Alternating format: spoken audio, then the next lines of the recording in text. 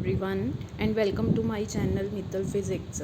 सो आप कर रहे हैं क्लास +2 की फिजिक्स। उस आप स्टार्ट किया हुआ यूनिट 6 दैट इज़ ऑप्टिक्स। तो ऑप्टिक्स के आप चैप्टर 1 स्टार्ट किया हुआ दैट इज़ रिफ्लैक्शन। ठीक है, तो रिफ्लैक्शन के अपने को नैक्सट आर्टिकल है। हुण आप स्टार्ट करा इमेज फॉर्मेशन की मिरर दे अगे अगर आप कोई ऑब्जैक्ट रखते हैं, ठीक है, तो उसकी इमेज किस तरह की फॉर्मेशन होंदी है, किस तरह का वह नेचर होंदा है, ठीक है, की साइन कन्वेंशन आप यूज़ करते हैं। सो यही अज अपना आर्टिकल है द न्यू कार्टीजन साइन कन्वेंशनस। ठीक है, सो लेट सी कि जदों भी आप कोई मिरर है, मिरर के अगों आप कोई ऑब्जैक्ट की इमेज बनावांगे, ठीक है, इमेज बनूगी तो वो जो आप डिस्टेंसिस वगैरह मैजर करने होंगे तो आपको किहड़े पॉइंट्स ध्यान च रखने पैणगे।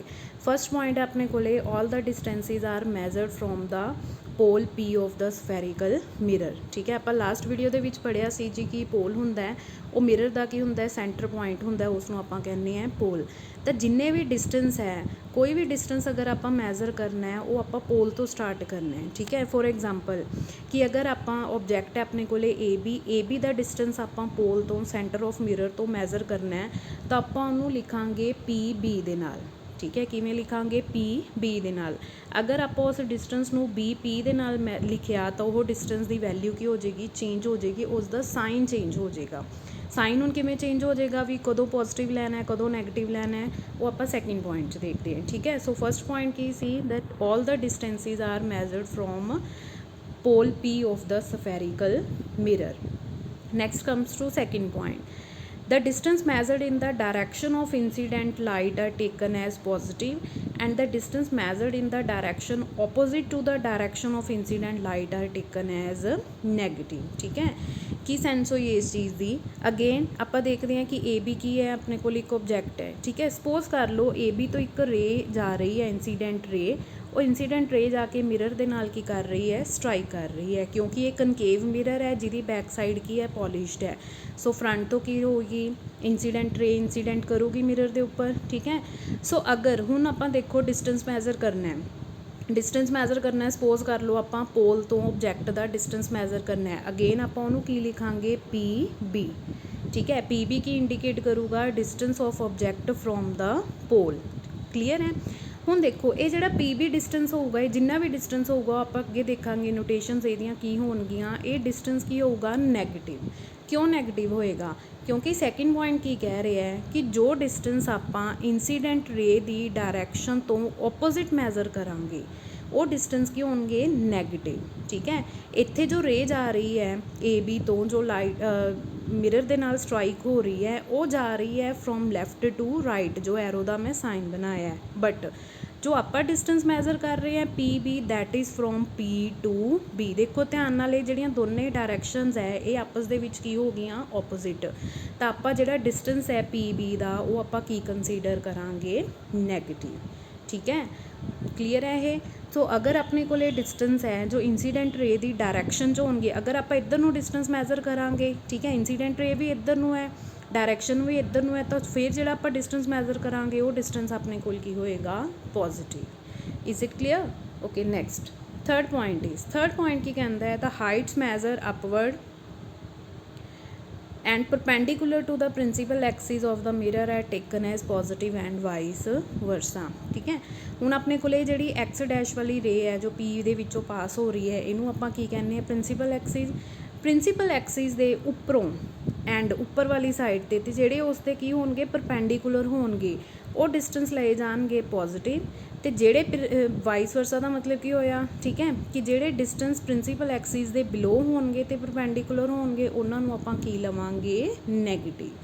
क्लीयर है, एग्जाम्पल अगर आपां ए बी हाइट देखनी होवे जां बी ए हाइट आपां देखनी होवे तो वो की है, देखो प्रिंसीपल एक्सिस दे ऊपर वाली साइड पे है तो वह जिन्नी भी वैल्यू होगी वो की आएगी पॉजिटिव। ठीक है, सिमिलरली अगर आप बी डैश ए डैश की वैल्यू देखिए ये प्रिंसीपल एक्सिस तो बिलो है तो इसकी वैल्यू की होएगी नैगेटिव।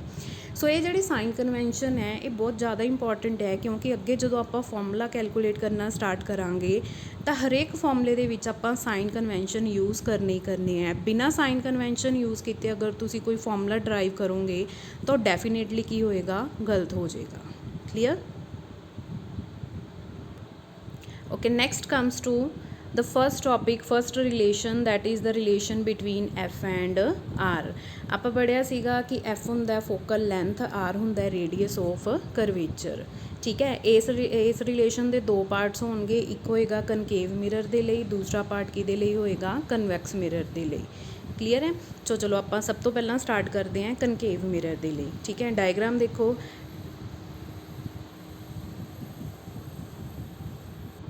ਡਾਇਗਰਾਮ ਦੇ ਵਿੱਚ ਕੀ ਹੈ ਕਿ ਆਪਾਂ ਇੱਕ ਮਿਰਰ ਕੰਸੀਡਰ ਕੀਤਾ ਹੈ।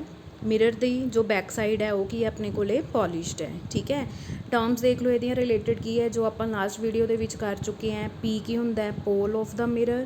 ਸੀ ਕੀ ਹੁੰਦਾ ਹੈ, ਸੈਂਟਰ ਆਫ ਕਰਵੇਚਰ। ਆਰ ਕੀ ਹੁੰਦਾ ਆਪਣੇ ਕੋਲੇ, ਰੇਡੀਅਸ ਆਫ ਕਰਵੇਚਰ। ਠੀਕ ਹੈ, ਸੋ ਆਪਾਂ ਕੰਸੀਡਰ ਕਰਦੇ ਹਾਂ ਕਿ ਇੱਕ ਏ ਬੀ ਰੇ ਹੈ ਜੋ ਪ੍ਰਿੰਸੀਪਲ ਐਕਸਿਸ ਦੇ ਪੈਰਲਲ ਜਾ ਰਹੀ ਹੈ।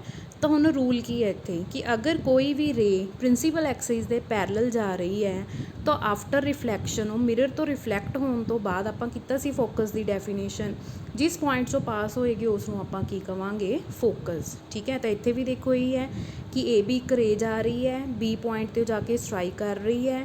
ਠੀਕ ਹੈ, ਆਫਟਰ ਸਟਰਾਈਕ ਕਰਨ ਤੋਂ ਬਾਅਦ ਜਿਹੜੇ ਪੁਆਇੰਟ 'ਤੇ ਉਹ ਜਾ ਕੇ ਮਿਲੇਗੀ ਉਸ ਪੁਆਇੰਟ ਨੂੰ ਆਪਾਂ ਕੀ ਕਵਾਂਗੇ, ਫੋਕਸ। ਕਲੀਅਰ ਹੈ।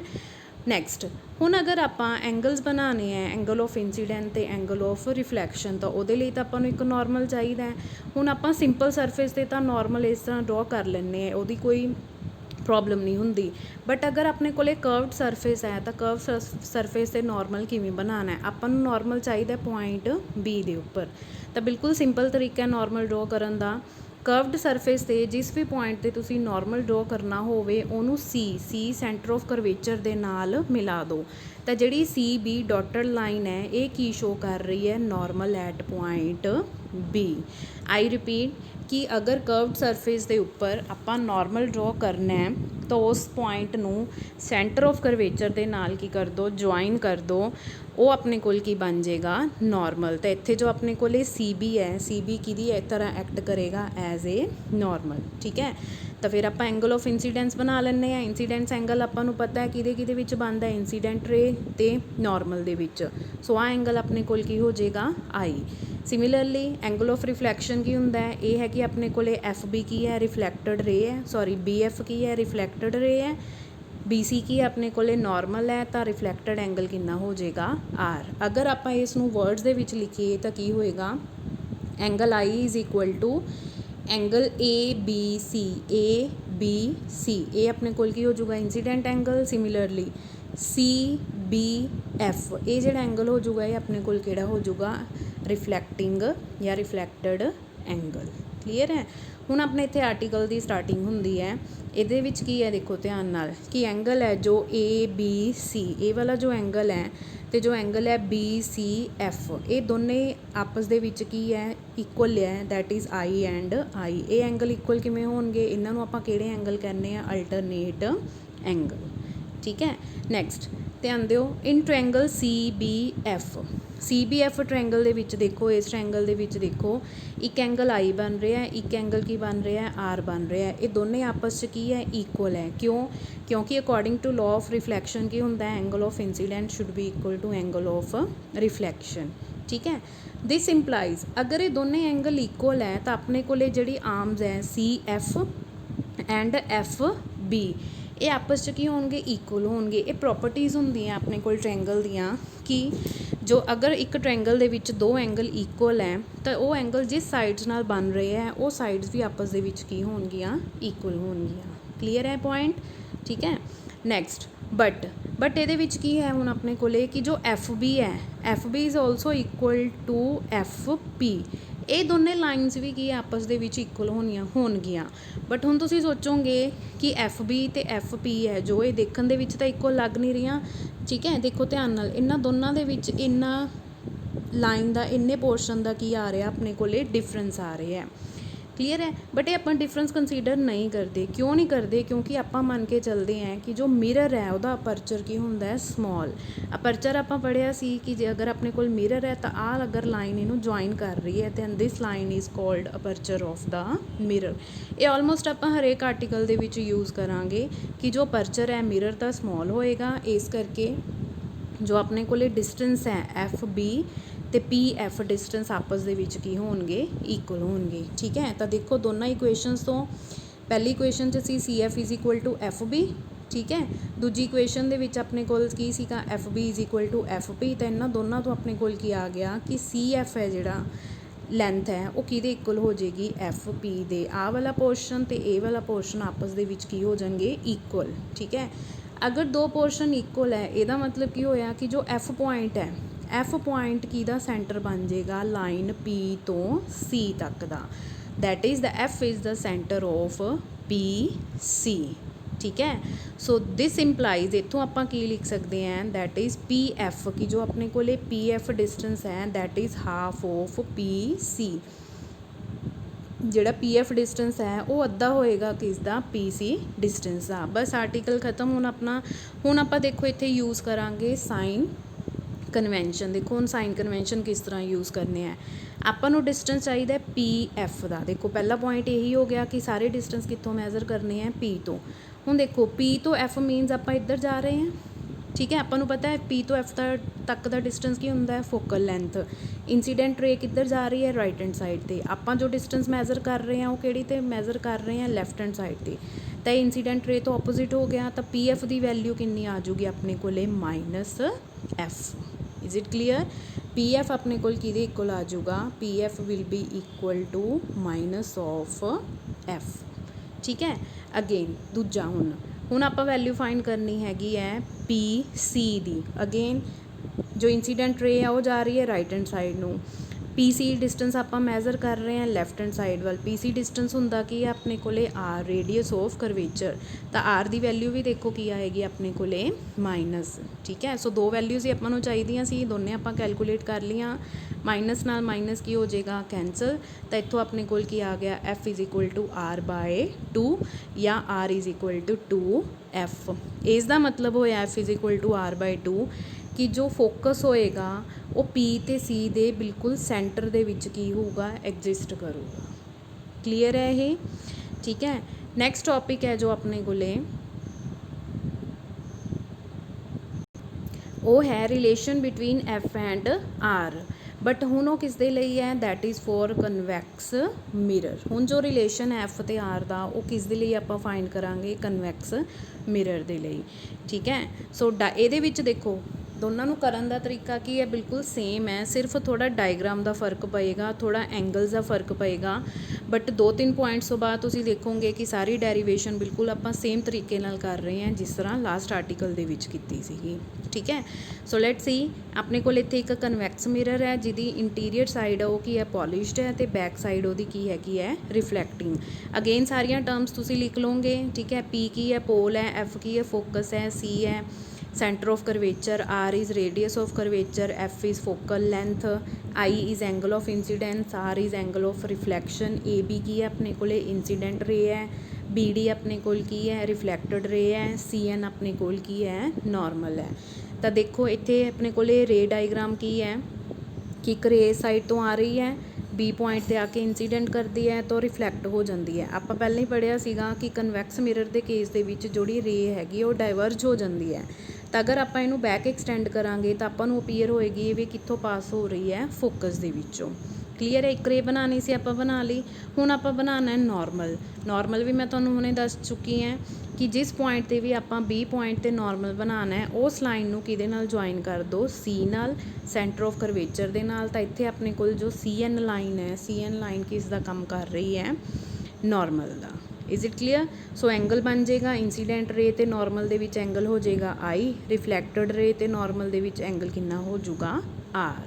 ਠੀਕ ਹੈ, ਹੁਣ ਆਪਾਂ ਇੱਥੇ ਐਂਗਲ R ਮਤਲਬ ਇਕੁਅਲਸ ਕਰਨੇ ਆ, ਉਹ ਕਿਸ ਤਰ੍ਹਾਂ ਇਕੁਅਲ ਹੋਣਗੇ ਦੇਖੋ। ਅਗਰ ਆਪਾਂ ਵਰਡਸ ਦੇ ਵਿੱਚ ਦੇਖੀਏ ਤਾਂ ਆਪਾਂ ਐਂਗਲ ABN, ਆਹ ਵਾਲਾ ਐਂਗਲ ਕਿੰਨਾ ਹੈਗਾ ਆਪਣੇ ਕੋਲੇ, I। ਠੀਕ ਹੈ, NBD, ਆਹ ਵਾਲਾ ਐਂਗਲ ਆਪਣੇ ਕੋਲ ਕਿੰਨਾ ਹੈਗਾ, R। ਇਹ ਹੋ ਗਏ ਕਲੀਅਰ। ਹੁਣ ਦੇਖੋ ਨੈਕਸਟ ਐਂਗਲ FBC, ਸੀ ਦਾ ਡਾਇਗਰਾਮ FBC, ਆਹ ਵਾਲਾ ਜੋ ਐਂਗਲ ਹੈ ਇਹ ਐਂਗਲ ਵੀ ਕੀ ਬਣ ਰਿਹਾ ਹੈ, R। ਦੇਖੋ ਆਪਣੇ ਕੋਲੇ ਦੋ ਐਂਗਲ ਬਣ ਰਹੇ ਹੈ R ਦੇ। ਠੀਕ ਹੈ, ਇੱਕ ਆਹ ਵਾਲਾ ਐਂਗਲ ਆ ਰਿਹਾ, ਇੱਕ ਇਹ ਵਾਲਾ ਐਂਗਲ ਆ ਰਿਹਾ, ਇਹ ਆਪਸ 'ਚ ਇਕੁਅਲ ਹੈ। ਕਿਵੇਂ ਇਕੁਅਲ ਹੈ, ਦੈਟ ਆਰ ਆਪੋਜ਼ਿਟ एंगल्स। ये क्यों इक्वल है? क्योंकि आपस दे विच ऑपोजिट है। ठीक है, सिमिलरली हुण आपां आई नूं भी इक्वल करांगे। आई देखो angle B C F, this angle B C F, ये एंगल अपने कोल की है आई। And angle N B A, इधरों ये एंगल अपने कोल किहड़ा हैगा आई। तो ये एंगल किहड़े होणगे? Corresponding angles. These angles are corresponding angles. हो गए इक्वल। आपां एक ट्रायंगल चाहिदी सी लास्ट आर्टिकल की तरह, जिस दे विच आपां नूं एंगल चाहिए सी आई ते आर। हुण सारा आर्टिकल लास्ट आर्टिकल दे नाल की है, बिल्कुल सेम है। देखो in triangle C B F दे विच अपने कोले जो एंगल बन रहे हैं आई ते आर आपस च की होणगे? इक्वल होणगे। क्यों? क्योंकि ये रिफ्लैक्शन लॉ है। ठीक है, ਇਹਦਾ मतलब है कि जो सी एफ ते बी एफ डिस्टेंस आपस दे विच की होणगे? इक्वल होणगे। तीसरा पॉइंट आपां की कहा सी भी बट जिहड़ा अपने कोले एफ बी डिस्टेंस है वो किहदे इक्वल है? पी एफ डिस्टेंस दे। क्यों? क्योंकि इस मिरर का अपर्चर की है? स्मॉल है। क्लीयर है ये? ठीक है, सो इस तो पहला अगे जाने तो पहला आप देख लीए साइन कन्वेंशन, क्योंकि डायग्राम नहीं होएगा अगे, सीधा वैल्यूज़ फिल करांगे, इसलिए आप साइन कन्वेंशन देख लैंने हैं। साइन कन्वेंशन आपां नूं दो चीज़ां दे चाहिए, एक तो डिस्टेंस चाहिए आपां नूं पी सी, एक डिस्टेंस चाहिए आपां नूं पी एफ। ठीक है, इस केस दे विच देखो इंसीडेंट रे राइट हैंड साइड ते जा रही है, पी सी भी राइट हैंड साइड ते मैज़र कर रहे हैं, शुरू हो रहे हैं पी तो लैके सी तक, पी एफ भी राइट हैंड साइड ते जा रहे हैं। सो इन्हां दियां दोनों दियां वैल्यूज़ की होणगियां पॉजिटिव। हुण समझ आया साइन कन्वेंशन किस तरह यूज़ करीदे हुंदे हैं? क्योंकि ये जिहड़े डिस्टेंस है इंसीडेंट रे दे सेम डायरैक्शन दे विच जा रहे हैं, तो जिन्ने भी डिस्टेंस आएंगे वो सारे दे सारे की होणगे अपने कोले पॉजिटिव। ठीक है, सो आपां बैक आ जाने अपने आर्टिकल ते। आपां किहड़ी लाइन ते सी कि जो एफ बी डिस्टेंस है तो जो पी एफ डिस्टेंस है ये आपस दे विच की होणगे? इक्वल होणगे।